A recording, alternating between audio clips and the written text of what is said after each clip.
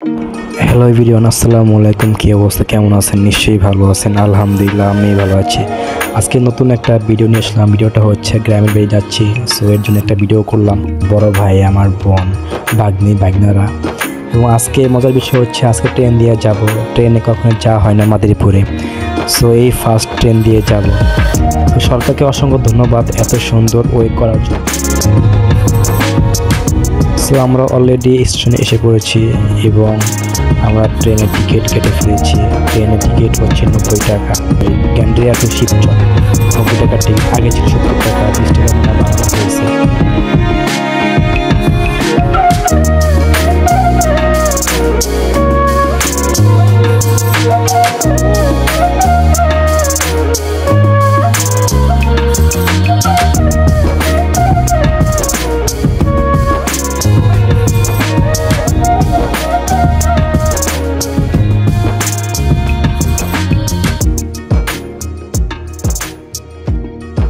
ট্রেনে উঠে এমন অবস্থা, পা ধোয়ার জায়গা নাই।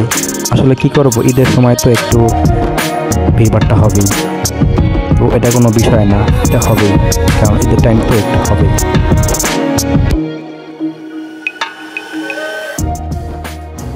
তো ট্রেন চলতেছে, এই ফাঁকে আমার ভাগ্নি আমার মোবাইল নিয়ে ভিডিও করলো।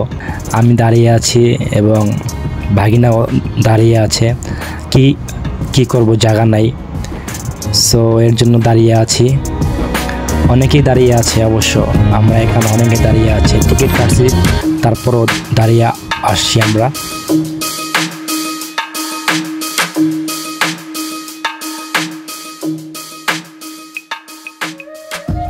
আমরা অলরেডি শিবচর স্টেশনে পৌঁছে গেছি। তো দেখেন, অনেক সুন্দর করছে স্টেশনটা, অনেক সুন্দর করছে। তো উপরে দিয়ে ভিডিও করতেছি, তো এত সুন্দর করছে বলার বাইরে, অনেক সুন্দর করছে, বাইরের মতো করছে। পুরো ভিডিও করে আমি আপনাদেরকে দেখাচ্ছি। ভাগ্নি এবং ভাগিনা খুবই খুশি যে আমরা অলরেডি দেশে এসে পড়েছি। বোন, ভাগিনা এবং আমি অনেক খুশি। আমরা তো অনেকদিন পরে গ্রামে আসলাম।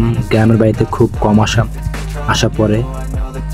ভাগ্নি চিপস খাবে, তো চিপস কিনে দিলাম। এরপরে আমরা ভ্যান নিব, ভ্যান নিয়ে চলে যাব আমাদের গন্তব্যে। আর দেরি করব না।